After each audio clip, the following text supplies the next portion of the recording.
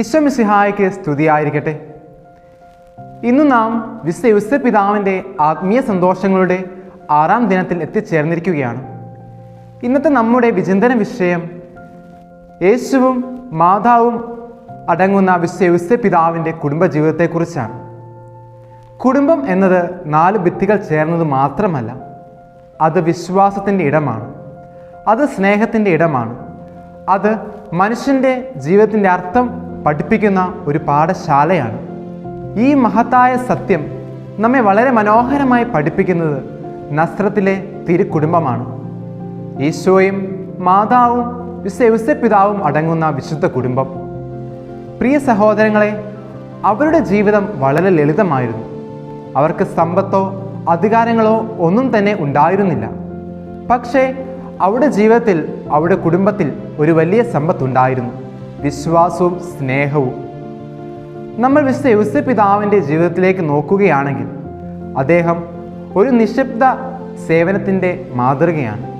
ബൈബിളിൽ അദ്ദേഹം അധികം സംസാരിക്കുന്നതായി നാം കാണുന്നില്ല. പക്ഷേ തൻ്റെ ജീവിതം കൊണ്ട് അദ്ദേഹം ഒരു വലിയ സന്ദേശം നമുക്ക് പകർന്നു നൽകുന്നു. കുടുംബത്തെ സ്നേഹിക്കുകയും സംരക്ഷിക്കുകയും ചെയ്യുക എന്നത് ഒരു മഹത്തായ ഉത്തരവാദിത്തമാണ്. മറിയത്തെ തൻ്റെ ജീവിതത്തിലേക്ക് സ്വീകരിച്ച നിമിഷം മുതൽ അദ്ദേഹം ഒരു ഉത്തരവാദിത്തം ഏറ്റെടുത്തു. അതുപോലെ തന്നെ ദൈവം തൻ്റെ പുത്രനെ ഈ ലോകത്തിലേക്ക് അയച്ചപ്പോൾ അവനെ സംരക്ഷിക്കുവാനും വളർത്തുവാനും ഈ തച്ചനെയാണ് സ്വീകരിച്ചത്. ഹേരോദോസിൻ്റെ ഭീഷണി വന്നപ്പോൾ വിശുദ്ധ യോസേപ്പ് പിതാവ് ഒരു നിമിഷം പോലും കാത്തു നിൽക്കാതെ തൻ്റെ കുടുംബത്തെയും കൂട്ടിക്കൊണ്ട് ഈജിപ്തിലേക്ക് പലായനം ചെയ്തു.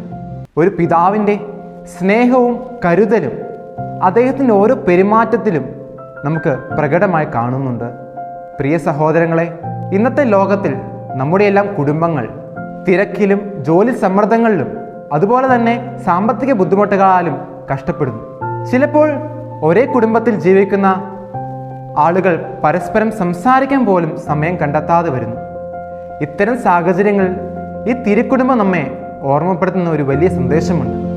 കുടുംബങ്ങളിൽ സ്നേഹം വളർത്തുക, പരസ്പരം ബഹുമാനിക്കുക, പരസ്പരം സഹായിക്കുക. അതിനാൽ നമുക്ക് ഹൃദയപൂർവ്വം പ്രാർത്ഥിക്കാം: വിശുദ്ധ യോസേപ്പ് പിതാവേ, കുടുംബങ്ങളുടെ കാവൽക്കാരാ, ഞങ്ങളെ അനുഗ്രഹിക്കണം.